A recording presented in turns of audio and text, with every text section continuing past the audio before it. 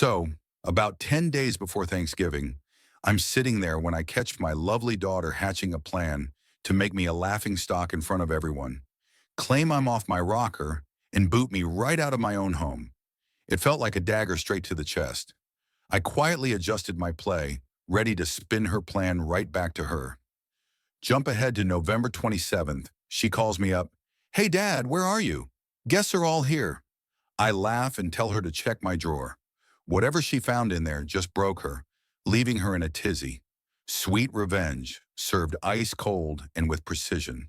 So the doctor's appointment wrapped up a good 40 minutes earlier than expected. I rolled into my driveway at 3:15 instead of 5, cut the engine, and just sat there soaking in the warm November air. Scottsdale doesn't get the memo about fall. It was still a toasty 85 degree, with the sun washing everything out. My knees were reminding me of my age after the drive. At 68, the years leave their mark. I grabbed my keys and swung in through the side door that leads right into the laundry room, a quieter entry than walking straight through the front.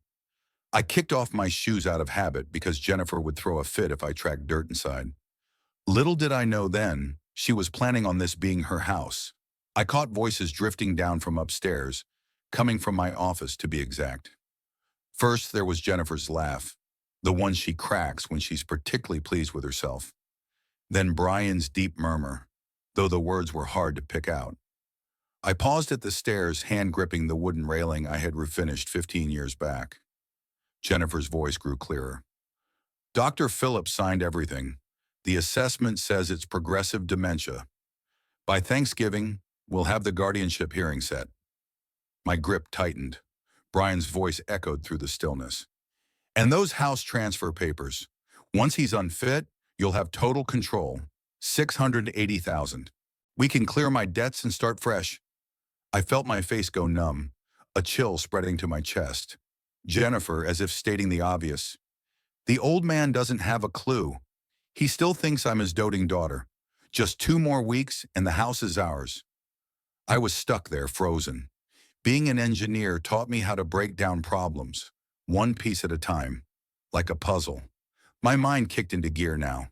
They were set to take everything. The house my late wife and I shared, my fiercely guarded independence 2 years after she passed, my self-respect even.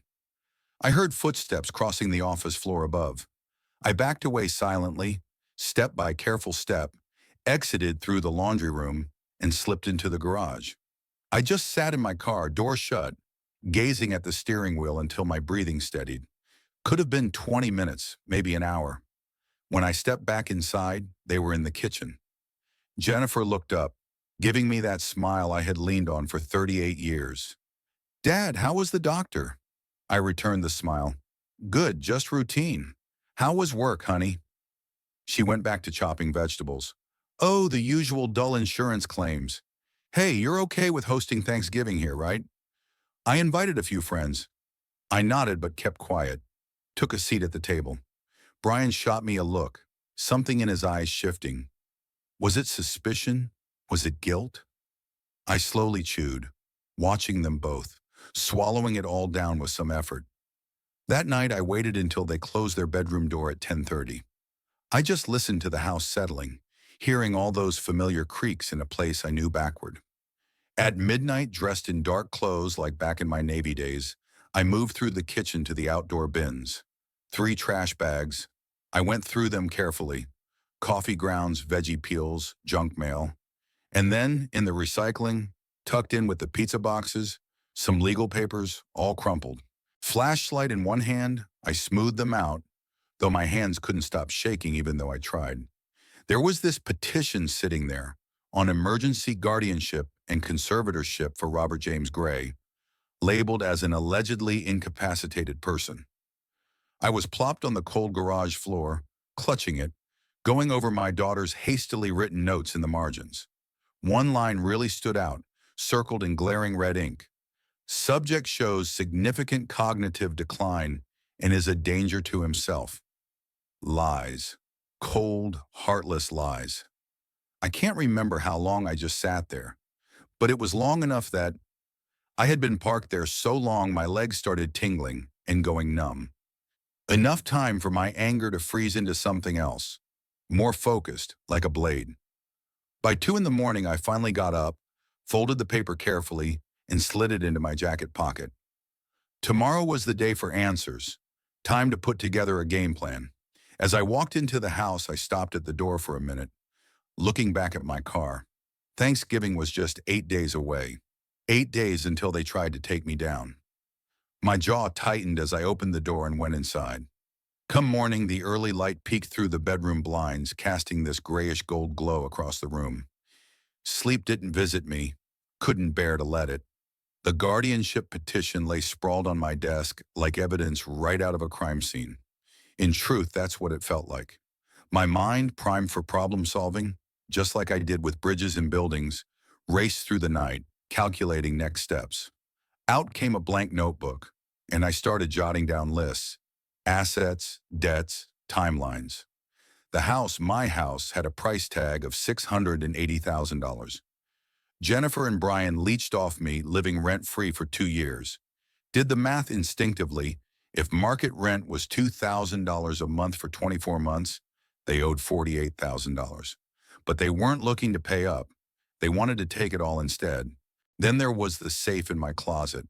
Those were my real weapons. The dial turned, Emily's birthday still the combination, even 3 years after she was gone, and out came the papers. Deed to the house solely in my name. Bank statements, my will. Jennifer and Brian may have copies stored away, given their 2-year free reign. This setup didn't happen on a whim. It was planned, thought out, nearly professionally executed. My instinct kicked in. Every problem has its solution. Every structure has its vulnerabilities. If they wanted the house under guardianship, I just needed to pull it out of their reach. I'd sell it before any hearing took place. I pulled out my laptop, searching for timelines on guardianship proceedings in Arizona. The information trickled in painfully slow, thanks to the rural internet, even though this was Scottsdale. Normally, it took 2 to 3 weeks post-filing. They had talked about Thanksgiving as their deadline. So at most 8 days, maybe less if the papers were already in the system waiting to hit my doorstep. 2 years, I grumbled in the empty room.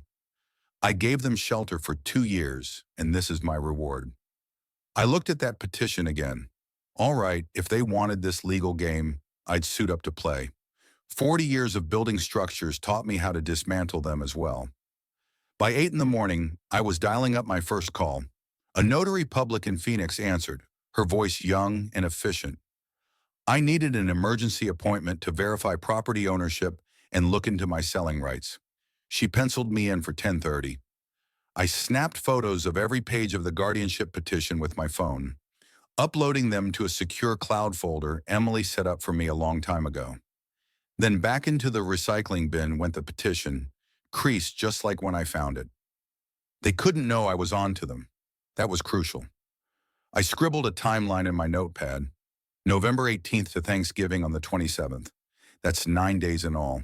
But better safe than sorry, I considered it 8 days. 8 days to sell a house? Nuts? Maybe. Impossible? Probably. But I had beaten the odds before, and I was ready to try again. So I was scrolling through Arizona's property laws on my computer, familiar with the legal jargon thanks to my years in the construction biz. Then I saw it. Clause 3321. Turns out the owner doesn't lose the right to sell until a court declares them incompetent. The guardianship thing Jennifer and Brian were pushing wasn't even a court order, just a suggestion. Legally, I still had control. Around 9 or 8, Jennifer and Brian stepped out from the guest room. I casually sipped my coffee at the kitchen table, a newspaper spread out, acting nonchalant. "Dad, are you okay? You look worn out," Jennifer commented. I glanced up, making sure my expression matched her observation. "The doctor's appointment was draining yesterday, but no worries, nothing major," I assured her. "What are you two up to today?" Brian gave me a once-over. "You sure you're all right? You seem off." I mustered a weak smile. "Just thinking about Thanksgiving. Big family dinner. It's going to be quite the event." By 9:30, they were off to work. I heard a truck rumble as it reversed from the driveway. Watching it fade into the distance, I collected my papers and headed to Phoenix. The notary's office was squeezed between a nail salon and a tax service in a strip mall. Here I met Rebecca Pierce, mid-50s, dressed sharply in a gray suit in a compact conference room. She gave my deed a careful look. "Mr. Gray, you're the sole owner, so legally you're good to sell. But this seems quite hasty. What's the rush?" she asked, her eyes probing mine. I chose my words prudently. "Let's just say I'm facing a change, and I want control over how it unfolds." She squinted a bit, concerned. "Is someone coercing you?" "Not at all," I shot back, more intensely than I'd planned. "This is all me. Can you suggest a real estate attorney who's fast and discreet?" After studying me briefly, she nodded and handed over a business card. "Mark Jenkins, best in Scottsdale for swift, confidential deals. Mention my name." I held the card, appreciating the raised lettering, a mark of quality. Sitting in the car lot, phone in hand, I dialed. 8 days later, Jenkins picked up promptly on the other end. "Jenkins Realty, Mark speaking." "Mr. Jenkins, I need my house sold before Thanksgiving," I told him. He paused. "That's only 9 days away." "I'm aware," I affirmed. "Can you swing it?" His response echoed, planting a seed of optimism. "If the price is right, I can line up 3 solid buyers by tomorrow." That gave me some hope. I lingered outside Rebecca's, contemplating the card she gave me, which had a recommendation scrawled on the back. A state attorney who knew how to hustle. The car clock blinked 3:40. Jennifer and Brian wouldn't be back for a couple of hours. I met Rebecca again, this time in a snug office upstairs in a spruced-up brownstone. She appeared younger, around 40, sharp-eyed behind her glasses. I laid out some papers, guardianship paperwork. She scanned them, her frown deepening. "Mr. Gray, this says you're diagnosed with advanced dementia, prone to wandering at night, forgetting meals. Signed by Dr. Phillips. Ever met him?" "Not once," I said, cutting through the nonsense. "Yet here he is, labeling me unfit. How's that even legal?" "It isn't. It's a sham," she replied, tapping the papers. "But proving it takes time. Time you don't have." "What's the plan?" I pressed. Instantly, she advised, "Sell everything now. Liquidate your assets. Make the house vanish on your terms. Legally, it's yours." She snapped a few pictures for her file and assured me of utmost confidentiality, then had me sign a limited power of attorney, a precaution if Jennifer tried anything before I acted. "How tight is my window?" I asked. She sifted through online court records. "Nothing filed yet, probably holding till post-Thanksgiving, so maybe 10 days. Just 10 days, not even 2 weeks, to sort out a lifetime's worth. So there I was, calling Jenkins from Rebecca's office, with the phone on speaker. His voice boomed. "Mr. Gray, your timing's spot on. I've got a buyer from California ready to roll. $680,000 cash for a quick close. Can you meet the deadline?" Rebecca gave me a reassuring nod, and I told him, "No problem. Send over the sale documents. I'll sign them immediately." He asked if my daughter needed to sign off too. "The deed's solely in my name. She doesn't need to sign," I confidently replied. After the call ended, Rebecca handed me a folder stuffed with sale papers, new account info, and her direct line. "Hold on to this," she advised seriously. Holding that folder felt significant. It was more than just documents. It symbolized reclaiming my power. I'd been the confused old man in their story for long enough. Time for a new chapter.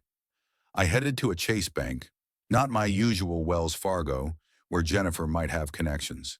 The bank manager helped me open a new checking account, and we arranged the wire transfer for the cash from the sale. I made sure Jennifer's name was nowhere in the paperwork. When I got home at 5:15, everything seemed just as it should. I parked in my usual spot, walked through the front door, and called out, "I'm home," like clockwork, then placed my keys on the familiar hook. Jennifer emerged from the kitchen asking, "Dad, where were you this afternoon? I tried reaching you." I was ready with an explanation. "My phone died. I visited the library and then went for a drive, pondering the Thanksgiving menu. We're still hosting, right?" She eased up. "Yes, for sure. I invited the Hendersons and the Morales family. Should be about 10 in total. That's okay with you?" This house was always great for gatherings. Your mom used to say that, I reminisced, letting the memory hang in the air. Let's make it special. She smiled and hugged me. It'll be great, Dad. It will. She said the right things, but I knew better. I stayed silent. Later that night in bed, I could hear muffled conversations through the wall. They were plotting, always plotting. My phone buzzed. It was Mark Jenkins. Inspection scheduled tomorrow at 10 a.m. Buyer's lawyer drafting contracts. Need you to sign by noon. I replied, I'll be there, then promptly deleted the message along with the whole thread. Staring at the ceiling, I reminded myself, tomorrow the house would hit the market. Tomorrow their grand plan would start unraveling, but it had to stay under wraps for now. I heard footsteps in the hallway. Jennifer was likely checking if my light was out. I closed my eyes, breathing evenly. The footsteps stopped outside, then moved on. I lay there, eyes wide open in the dark. Part 4, playing it cool. My alarm never went off because I didn't sleep at all, checking my phone every hour. Nothing from Mark or Rebecca, no red flags. At 7 a.m., I heard the shower running in Jennifer's bathroom, the usual routine. Brian's alarm blared through the wall. It felt like just another day, except strangers would soon be walking through our home, appraising what Jennifer thought she'd inherit. I dressed with care, opting for a button-down and decent slacks, neither too dressed up nor down, just a guy running errands. Had to be out by 10:01. In the kitchen, I whipped up breakfast, toast, eggs, coffee. At 7:30, Jennifer came down, glued to her phone. Morning, sweetheart. Big plans today. She barely glanced up. Work until 3, then grocery shopping for Thanksgiving. You? Errands around town. Might catch lunch with an old colleague from the firm. I buttered my toast slowly. Tom Bradley, remember him? We worked together on the Henderson Tower project. Mm-hmm. She wasn't listening at all. I met up with Mark Jenkins around 9:40 at a coffee shop not too far from my place. Just a quick walk, 3 blocks away. He was sitting there with an inspector, a middle-aged guy who had a clipboard in hand and a real professional vibe about him. I slid my house key across the table to them, double-checked our inspection checklist, and put my signature on the preliminary agreements. Mark leaned in and mentioned, the buyer is really into the neighborhood. This deal is solid, and they're eager to make it happen. I just nodded. Great to hear. Watching the inspector head to his truck and make his way to my house, I told Mark, let's keep this under wraps. He just grinned. Always do. By noon, I found myself in Mark's office, ready to finalize everything. Pen in hand, I signed off on the purchase agreement, disclosure forms, transfer authorization, and closing statement. The price was set at $680,000, with the closing date marked for November 25th, the day just before Thanksgiving. The money was planned to be wired straight into my new Chase account. Mark glanced over from his desk and asked, you sure about doing it now? Yep, no doubts, I replied, each signature feeling like a step further away from Jennifer's scheming.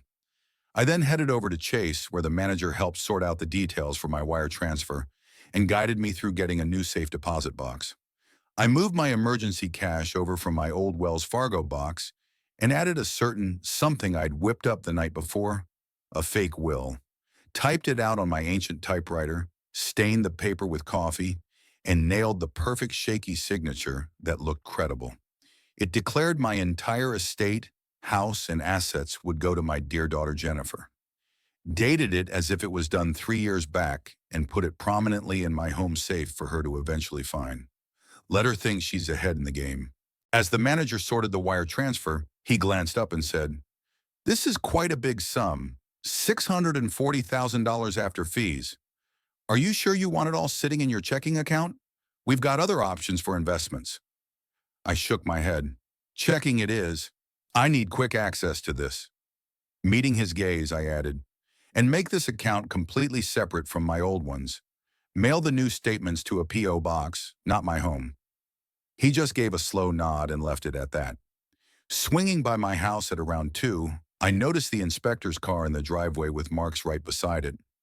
I looped around the block a couple of times before parking a bit further down the street, waiting for them to leave. They drove off at around 2:30, After giving it another 15 minutes, I made my way inside. As I stepped in, I spotted Jennifer rummaging through the drawers in my study. She whipped around, surprised to see me there. "Oh, hey, Dad! Didn't hear you come in," she stammered, gesturing clumsily at my desk. "Just looking for stamps for the Thanksgiving invites. Thought they were here." Noticing some things had been slightly moved, I replied, "Stamps? No, honey. They're in the kitchen, third drawer. Always have been, remember?" She quickly nodded. "Oh, right, I forgot. I'll check there." Watching her intently, I asked, "Looking for anything else? You seem kind of jittery." She let out a forced laugh. "No, just busy with all the preparations. Fine with 10 guests? Maybe 12? I assured her softly, "Invite as many as you like, sweetheart. It's your party after all." She scurried off to the kitchen, clinking around in the drawers, maintaining the act. Brian showed up around 6, spotting me in the living room, newspaper in hand. "Robert, where have you been today? Jennifer said you were out for ages." I shrugged. "Oh, just errands. Dropped by the bank, grabbed lunch with Tom Bradley. You remember Tom back in my engineering days? We caught up a bit." I casually flipped the paper. "You know, just the usual chit-chat." "Tom Bradley, huh?" He took a mental note, probably planning to verify. "Go right ahead," I chuckled to myself. "Tom's definitely real, retired and enjoying life in Tucson. We worked alongside each other nearly 30 years back. Just enough truth mixed in to keep things legit." Once everyone else had hit the sack, I made my way to my safe. I took out my real will, the one that left everything to charity as Emily and I planned, and replaced it with a fake version. I made sure it was set up perfectly so that Jennifer would find it during her next snooping session, which was inevitable. Later that night, I caught her on the phone, her voice faint through the wall. I could make out her words in the stillness of the night. "Spotted his will in the safe. Everything goes to me, just like Mom promised. The house, the accounts, all of it." I heard a pause and then her laugh. "No, he hasn't a clue. Still stuck on the Thanksgiving menu," she said. I stood there in the hallway listening in. Just then my phone buzzed. It was a text from Mark Jenkins. "Closing confirmed. Wednesday at 2 p.m. The buyer's funds are already in escrow. We're on track." Come Wednesday at 2 when the house would be in new hands, and Jennifer's little plan would fall apart. But for tonight, she thought she was on the winning side. I replied to Mark, "See you Wednesday," then wiped the message and made my way to bed. As I passed by Jennifer's room, her voice floated out again. "By Friday, we'll have him declared incompetent. The lawyer says it's just a formality." My hand tightened on the doorknob. Friday, huh? They were moving quicker than I'd anticipated. Quiet as a breeze, I slipped into my room. Tomorrow was Sunday, which led into Monday's Thanksgiving prep. Tuesday would be all about ironing out details, and by Wednesday, everything would change. I didn't bother with the lights, moving through the dimness of what used to be my sanctuary. 2 suitcases sat ready by the door, packed with essentials. A traveler's bare necessities, including clothes, important papers, photos of Emily. The closing was set for Wednesday, and the money would hit my account by Thursday morning. $640,000. Clean and final, no looking back. Then came the tough part. Walking away. A glance at my watch showed 5:47. Jennifer and Brian wouldn't stir for at least another hour. Ample time for me. I carried the suitcases downstairs, barely feeling their weight. Pausing at the base, I took in the familiar sound of the house breathing as it settled. Each creak was a life moment preserved. 40 years of life woven into these walls. The banister Emily always wanted to replace, the hardwood floors we were finished together, the kitchen where Jennifer took her first steps. I stored those memories tightly away and moved on. My study was dark, as if waiting for me. I opened the desk drawer, the same one Jennifer had rummaged through a couple of times that week, and left an envelope marked clearly. "Jennifer, read this." Inside was a note I had scribbled just an hour ago under the lamp's glow. "You wanted papers? Here's the only one that matters. Sale agreement November 24th, 2024. The house belongs to someone else now, which means it's not yours either. Hope your Thanksgiving plans pan out as you'd hoped. From the dad you plan to label incompetent. A copy of the sales contract was folded up inside, dated, signed, and notarized. Before sealing the envelope, I made sure to snap photos of everything with my phone. It was all about having proof, for insurance, to keep a record of my state of mind. Calm, collected, and fully aware of my actions. By 6:15, my suitcases were snug in the trunk of my car, the engine purring as it warmed up. I threw a last look back at the house. The windows stood dark, walls silent. The porch light, Jennifer hadn't bothered turning it off. As I backed out of the driveway, I didn't once glance at the rearview mirror. Downtown Phoenix was still slumbering by the time I got there. The front desk person at the Hilton Garden Inn showed surprise at a check-in happening at 7:30 on Thanksgiving morning. "That's unusual," she remarked, surprisingly chipper at such an early hour. "Family gathering later on?" I gave her a small grin. "Something like that, but I'm not sticking around for it, which is basically the whole idea," I replied. Her puzzled look held for a second before she slipped back into her professional groove. "Enjoy your stay, Mr. Gray. How long are you with us?" she asked. "As long as it takes," I answered, handing her cash for a 3-night stay. The room was just what you'd expect. Desk, chair, bed, and a window overlooking the city. I unpacked with care, hanging clothes in the closet, lining up my meds on the bathroom counter, connecting my phone charger, and setting up a temporary command center on the desk with Rebecca's number on speed dial, bank statements neatly tucked away, and a list of next steps close by. So at 9 in the morning, I gave Rebecca Pierce a buzz. "I did it. I'm out. Left a note in the desk," I informed her. "She'll find it once folks start arriving and notice I'm missing." She seemed concerned, asking, "Robert, you okay? Need anything?" "I'm good. Actually, I'm more than good," I assured her. I glanced out at the Phoenix cityscape, and for the first time in 2 years, I felt like I had some control over my life again. As the morning wore on, I sat by the window, watching cars jam up with families headed to their Thanksgiving get-togethers, pies and casseroles in tow, a typical holiday buzz. By noon, I was just staring at my phone. I knew what was coming: the call, their discovery, the chaos that'd follow. A part of me flirted with the idea of switching it off and disappearing altogether. But no, I wanted to hear it firsthand. That moment she'd realize everything she'd planned went poof. I toyed with the power button, tempted, but then decided against it. Let it ring.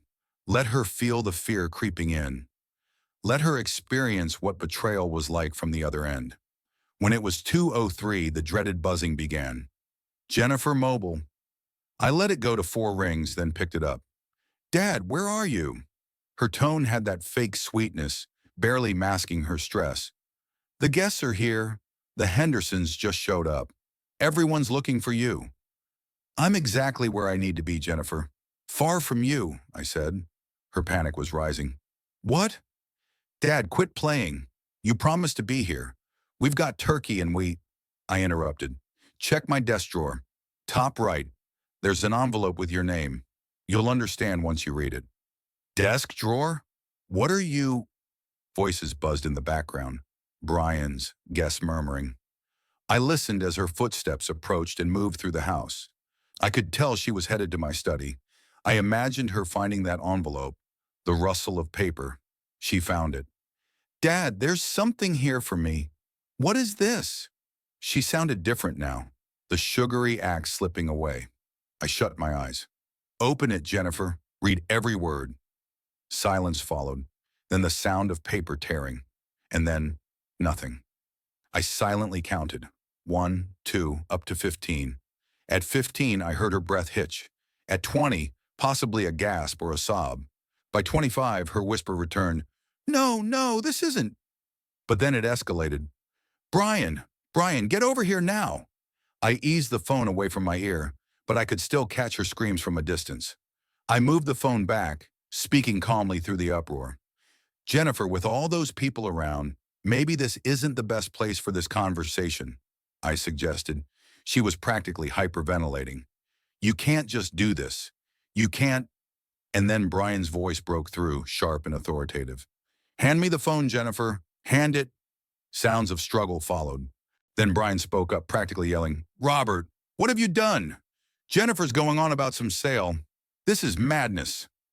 I switched my phone to speaker mode, placing my iPad nearby. Hitting record on my device, I aimed to capture whatever was about to go down. All I'd done was secure what was mine from people who were scheming to take it. The house was sold on Wednesday, escrow closed, and the money sitting pretty in my bank account. All wrapped up. Wrapped up?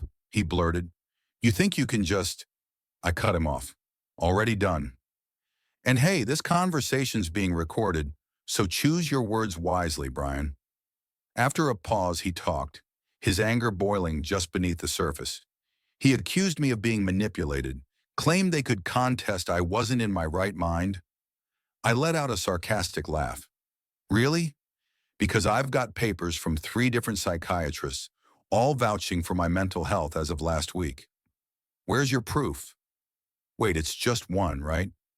Dr. Phillips? Never even met me. Where are you, for crying out loud, he asked. We should handle this, face to face, like men. I retorted, like men, huh? You mean the guy trying to declare me nuts? Or the one ready to forge medical records? No thanks, I'm good. His voice turned icy and threatening as he warned, You're playing with fire, old man. I shot back, Enemies? Please, I've dealt with them before. Just didn't realize they were living with me. I hung up, making sure to save the call to the cloud, encrypted it for safety, and blocked their numbers.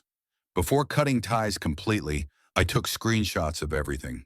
Contact lists, call histories, texts, the whole shebang. Feeling surprisingly at ease, I poured myself some water from the minibar and settled by the window, soaking in the Phoenix skyline, letting it all wash over me. Regret didn't even enter my mind, just a grim satisfaction. I texted Rebecca. They know now. Jen's losing it and Brian's on the attack. Got it all on tape. What's our play? She shot back quickly, urging me to stay put and not poke the hornet's nest. She'd handle any legal mess. A few hours slipped by, and I got busy organizing files on my laptop, putting together a rock-solid timeline of events. Every conversation, meeting, a trail of evidence proving I wasn't losing it. I was gearing up for whatever Jennifer had planned. By 4 p.m., Rebecca called.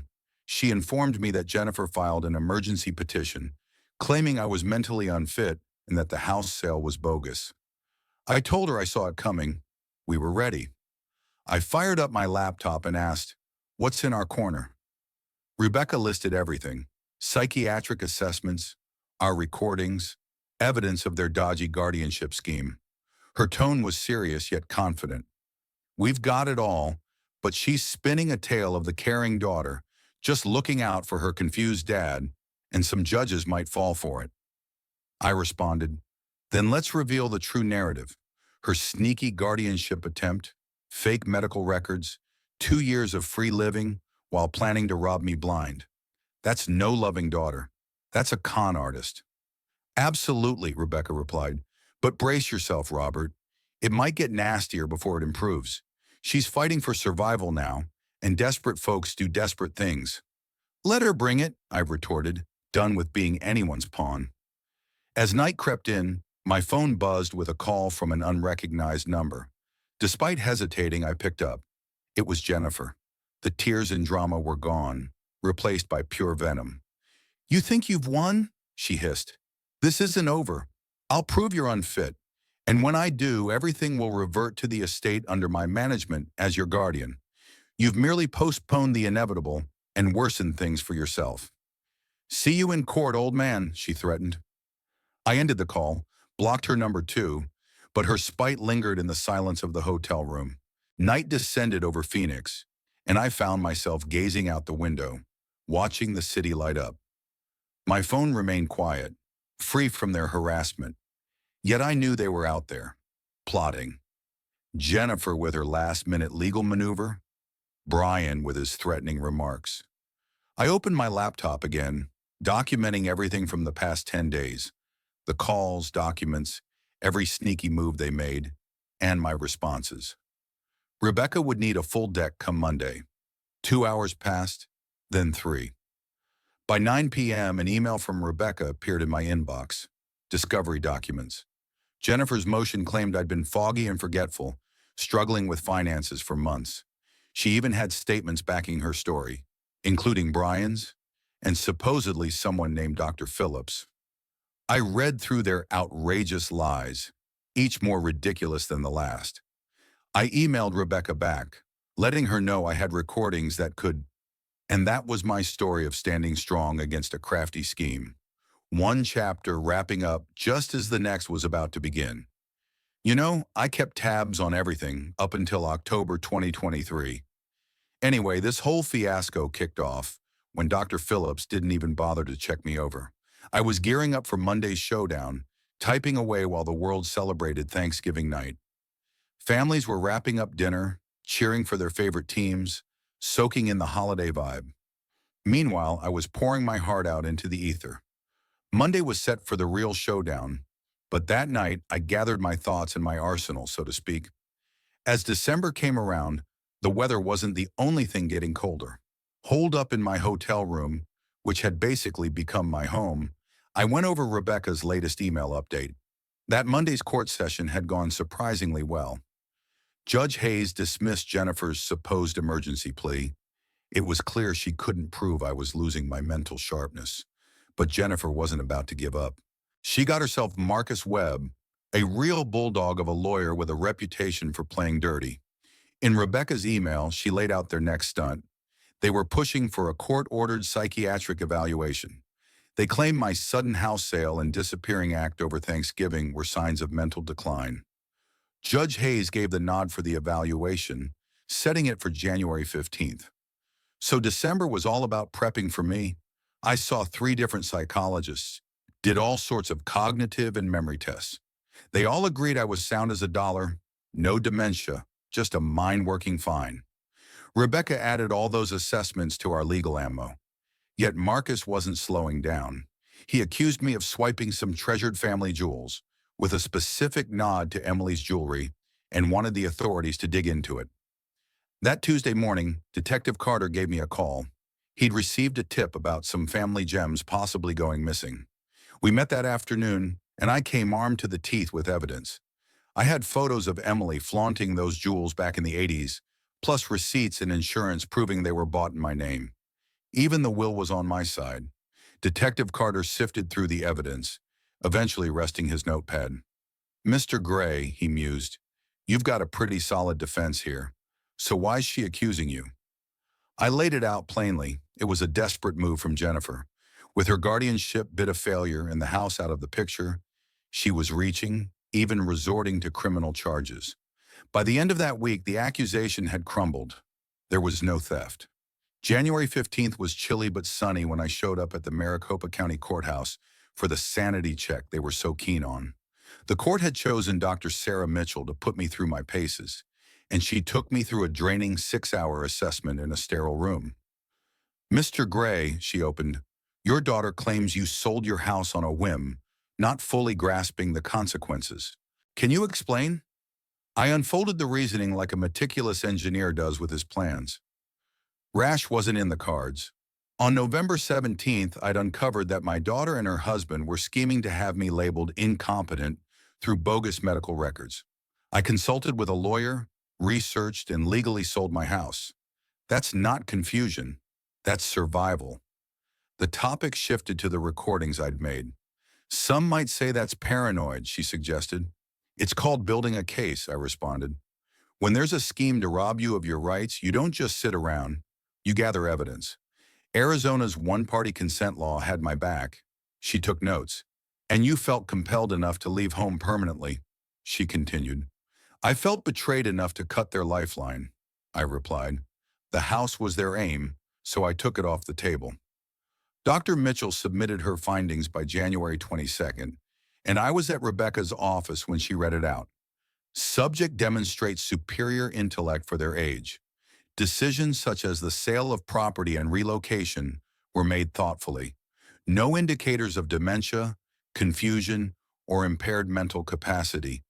Decision-making is robust. Rebecca looked up with a smile. Robert, you've got your vindication. They have no ground left. Judge Hayes will have to toss this case. Great, I said. I want them to pay for squatting in my place all this time and slandering my name. Not to mention the false police reports and all the stress they put me through. She paused a moment. That's a bold step. You sure you want to go there? I jumped in. They tried to rip my life apart. They should face the consequences. Financially.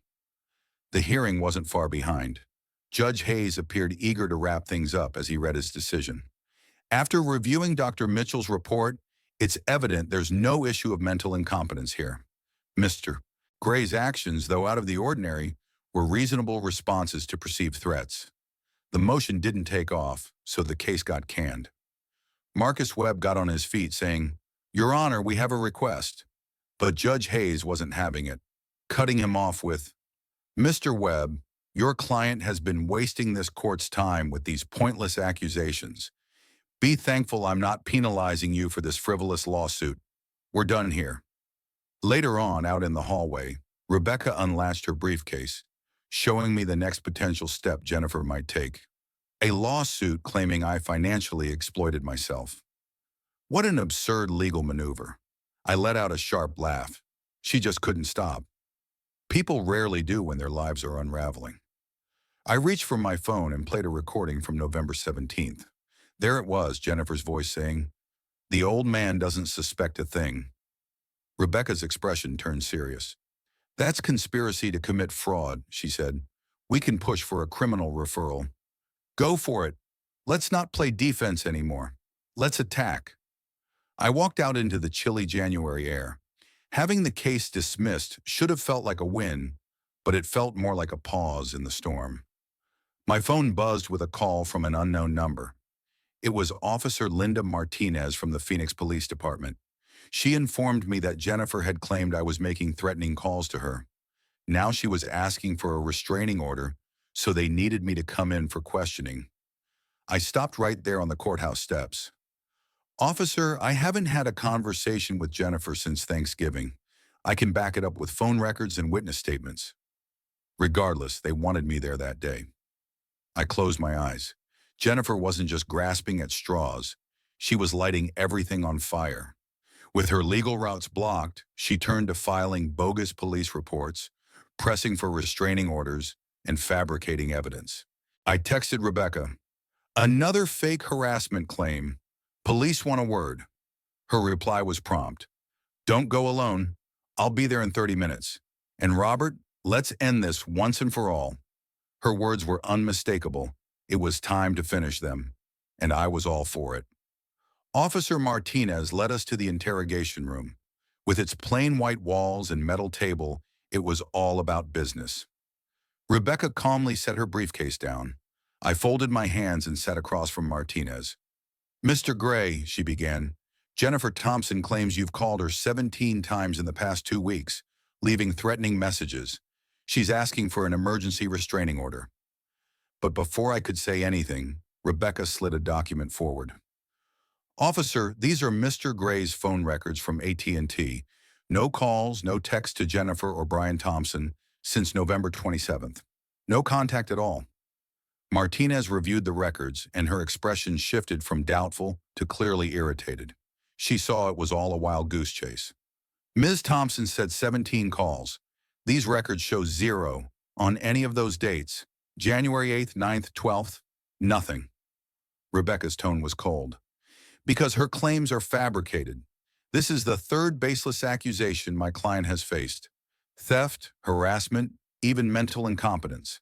It's a pattern. Martinez looked at me. Mr. Gray, you're free to leave. And just so you know, I hate it when people misuse department resources for their personal vendettas. The investigation was over quickly. Hotel footage confirmed I hadn't left Phoenix during any of those alleged threats, and the hotel manager backed me up. Martinez's report stated, complainant's accusations are patently false, no evidence of harassment, recommend no charges. Rebecca secured a copy for the court, evidence of malicious prosecution. On February 1st, she filed my counterclaim in Maricopa County Superior Court. I was going for $50,000 for defamation and emotional distress, plus $48,000 for 2 years of unpaid rent, calculated at a fair market rate of $2,000 a month. We also targeted Brian for forging medical documents. He panicked when he got served, calling me directly, bypassing the lawyers. Robert, let's be reasonable. We've both made mistakes. You sold the house, that's done. But this lawsuit will finish us. We've scraped together $20,000. That's everything. Take it and let's settle this. I recorded the call. Just $20,000. Wow, Brian, considering just 2 months back, you assumed you'd pocket $680,000. My house, my cash, my life. And now you're offering 20 grand like it's a windfall. We messed up, okay? Is that what you want to hear? We were wrong. No, I responded. What I want is exactly what's happening. Justice. See you in court.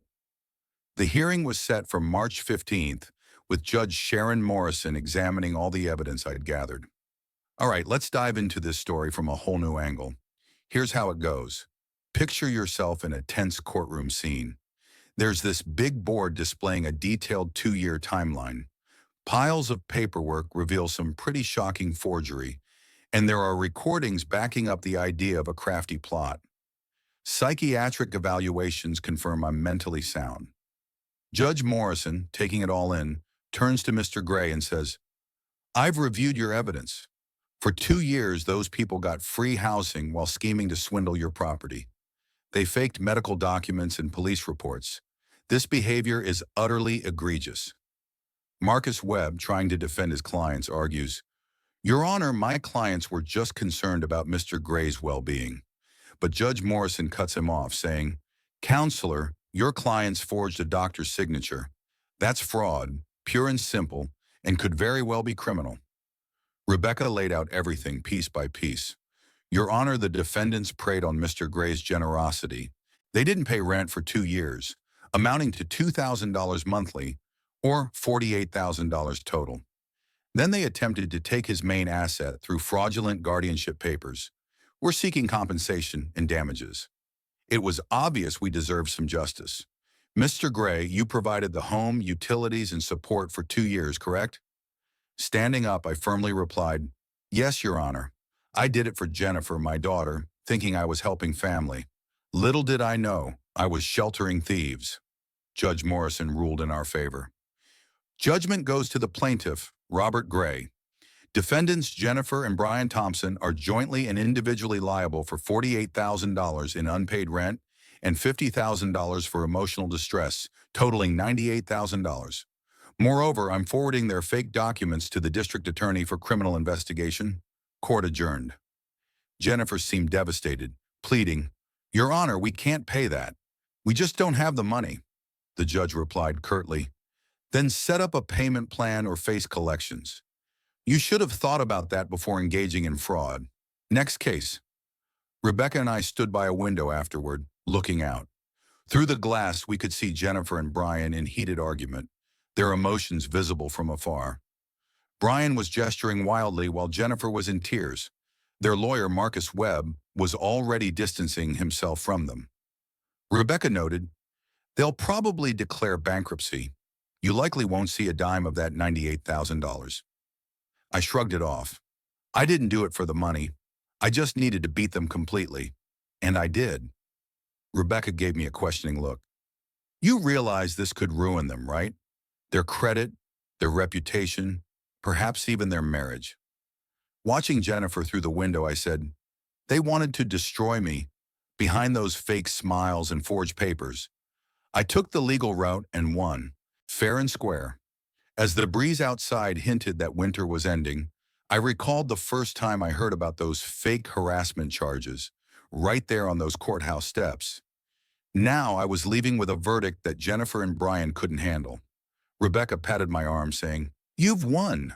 But Robert, they're far from finished dealing with this. Between a potential bankruptcy and criminal charges, they'll be entangled in this for years. You're bound to this mess for a while. Just then my phone buzzed. A text from an unknown number showed a photo of Jennifer and Brian's house with a for sale sign. The message said, Lost our home. Lost everything. Hope you're happy. This isn't over. I handed the phone to Rebecca, who frowned. This sounds like a threat. We should, but I just erased it. Let them make threats. Let them struggle. They can't touch me anymore. I'm free, but they're trapped, I replied.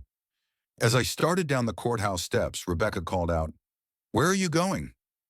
Without turning back, I answered, Somewhere like Sedona, maybe some peaceful place away from deceitful smiles.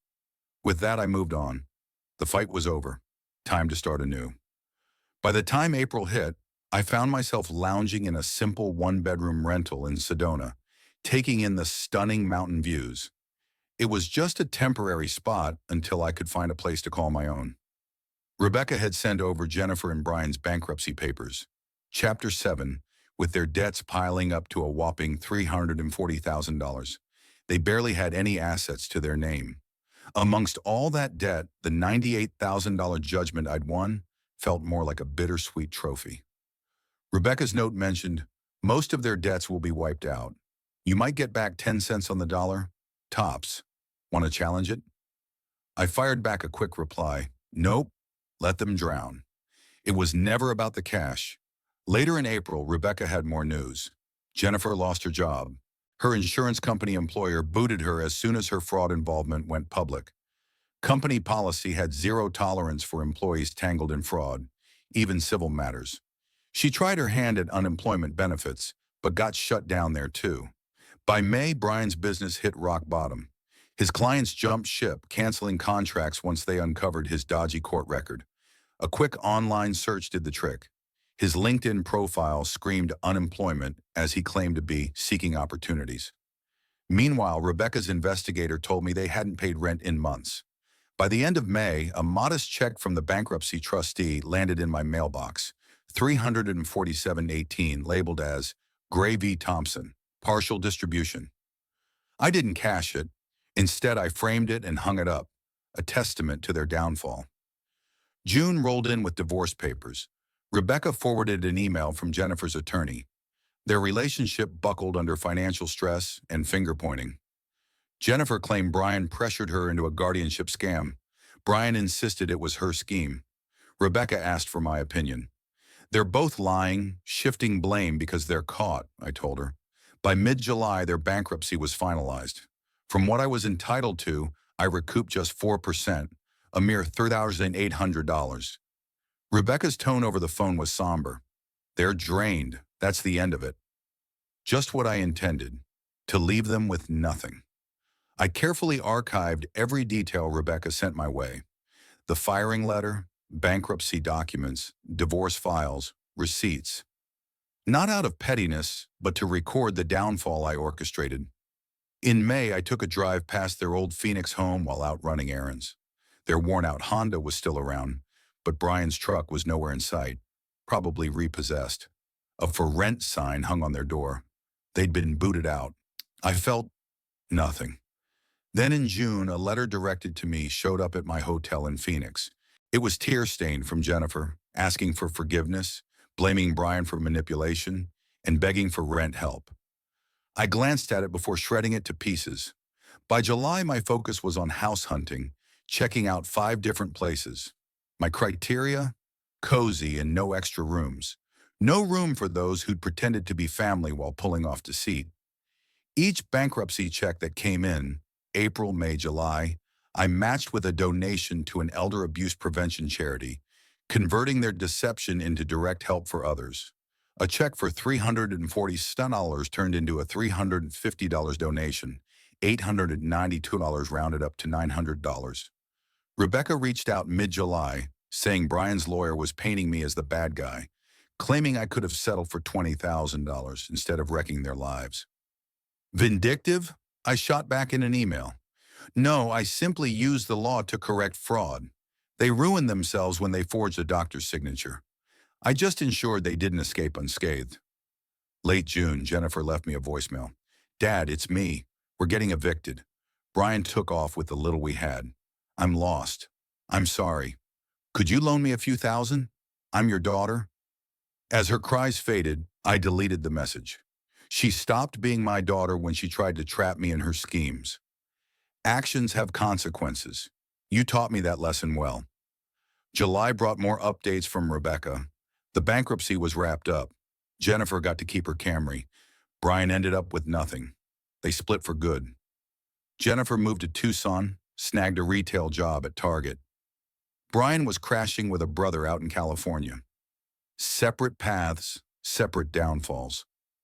You sound satisfied, Rebecca observed. I'm just finished, I replied. There's a difference. So not too long after, I get this text from an unfamiliar number. It was Jennifer's new phone, apparently. It said something like, Dad, I heard you're down in Sedona buying a place. You get to start fresh while I'm stuck working retail, drowning in debt. Does that seem fair to you? I thought about what to say back, typed a few things, but ended up just erasing it all and blocking that number. Fair. What was fair, huh? Let's talk perspective. 4 decades of providing, opening my home to them for 2 whole years, placing my trust in my daughter. She bet on my downfall and lost. Now she's dealing with the consequences. That's not unfair. It's just how reality checks out. Fast forward to a mellow evening in late July. There I was, nestled on the small balcony of my rental, soaking in the view as the sun went down, lighting up Sedona's famous red rocks in crazy colors. My phone wouldn't stop buzzing, block numbers popping up, Jennifer trying over and over with different lines to get through to me. Each time I blocked them, it felt like closing another door, one that wasn't going to open again. Meanwhile, I was scrolling through a property listing on my laptop, a charming 2-bedroom house in West Sedona up for $320,000. It boasted mountain views and sat on a manageable quarter-acre lot, all ready to call my own. An email from the realtor was waiting there. They said my offer was accepted, and escrow was gearing up the next day. Congratulations on the new place. My hand hovered over the reply button.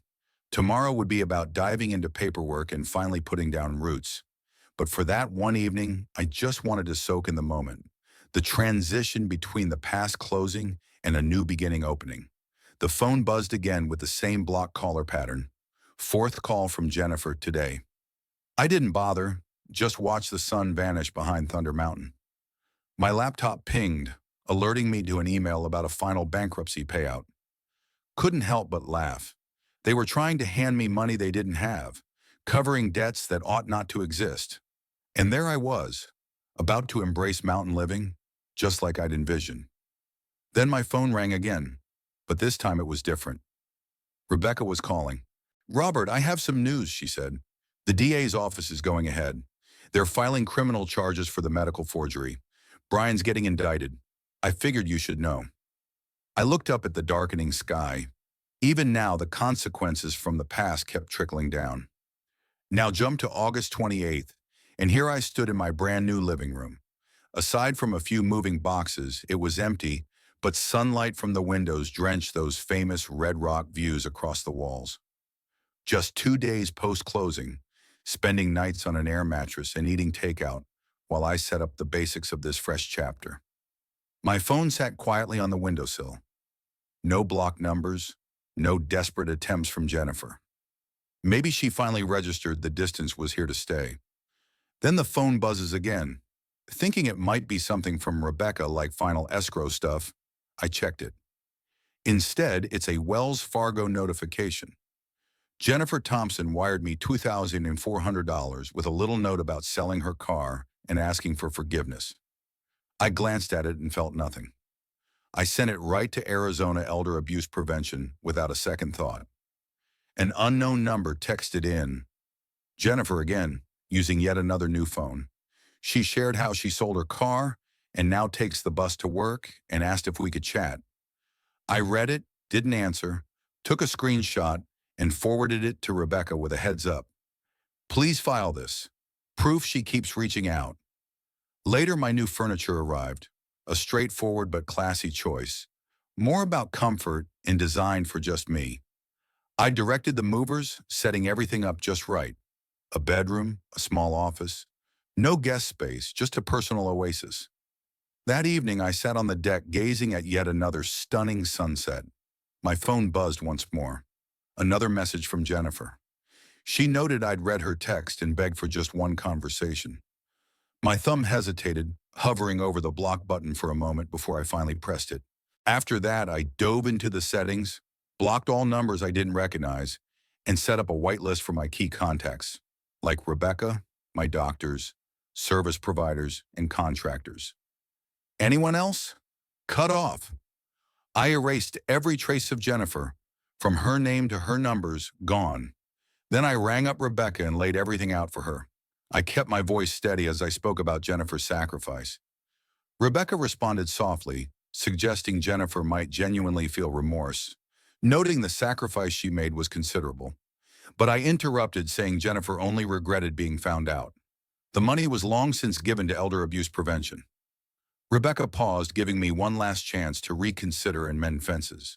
But I was set on keeping those fences up, not knocking them down. Boundaries were my new project. As the furniture guy maneuvered the couch into place, he struck up a conversation. Nice spot here. Are you retiring in this place? Family around? I played with the cushions, confirming my retirement plans, but not the family bit. Flying solo, people call it freedom. Answering to no one, truly. I forced a smile to myself. Exactly, I reflected, with no one around to take what's mine anymore. As the sun began its descent again, I read Jennifer's text to myself. I'm your daughter, she wrote, as if that bond was still intact, as if everything hadn't been shattered for good. Medical files, legal tangles, the chaos of it all swallowed 2 years. It felt like everything just destroyed the connection between us. I got rid of the contact. Once. Yes, you were my daughter, but that's history because it was your choice to end it. I'm just honoring what you decided.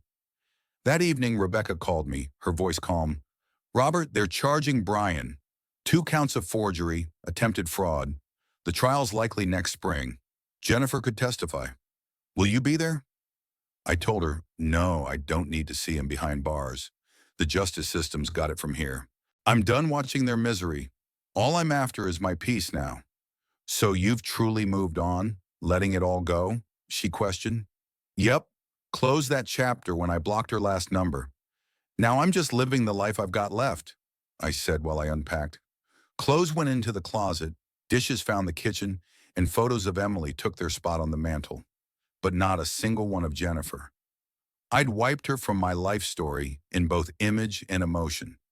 Set up my home office too, positioning the laptop for prime window views, files neatly organized, Rebecca's number on speed dial, all important documents tucked away securely. Maintaining control, keeping it structured, claiming my victory. Walking along the edge of my land as the sunset's glow faded, I found serenity in the red rocks, pinon pines, and deep silence surrounding me. For the first time in years, I felt genuinely secure. No schemers, no hidden threats, no one pretending to be family while plotting betrayal. I took a significant final step. The old key from the Phoenix house, kept since November, felt weighty in my pocket. I walked to the deck's edge and tossed it into the canyon's depths, watched it disappear among rocks and shrubs, the last physical tie to betrayal, now severed. Then my phone buzzed, one more time. Jennifer reaching out from a new number. Dad, please. I'm desperate. I'm left with nothing. No car, no savings, no family. You're all I've got. Just one more chance, I beg you. I read it, felt that old instinct to protect, but remembered November 17th and her words, the old man doesn't suspect a thing. Recalled the fake medical records, the years of deception. I didn't block this number. Instead, I responded. My first direct message to Jennifer in 9 months. You've got exactly what you built. So do I. Mine's built on honesty. Goodbye, Jennifer. Hit send. Blocked the number. Powered down my phone for good. I remained on the deck, breathing in the end of it all. As the sun dipped behind Thunder Mountain, taking the day's light with it, I stood there on my deck, in my house, watching stars pop out over the red rock landscapes. Somewhere back in Tucson, Jennifer was probably in tears. Over in Los Angeles, Brian was likely sitting with his lawyer. I felt nothing about either. No joy, no empathy, just a void. In many respects, they're now strangers to me, costly ones who've imparted lessons on trust and its fallout, but strangers nonetheless. I kept my phone turned off, deciding it would stay that way, at least until morning, maybe even longer. The kitchen was full of boxes waiting to be unpacked. The bedroom had pictures that needed hanging, and the office was cluttered with files that needed organizing.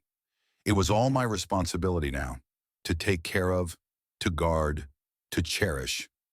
There was no one left to stab me in the back, no sneaky schemes being plotted behind my back. No longer did I have to be the clueless, old guy in their stories of betrayal. Stepping inside, I locked the door, armed my new alarm system with codes known only to me. I stood in the center of my living room, like the core of my safe haven, wrapped in perfect silence. Tomorrow's agenda included more unpacking.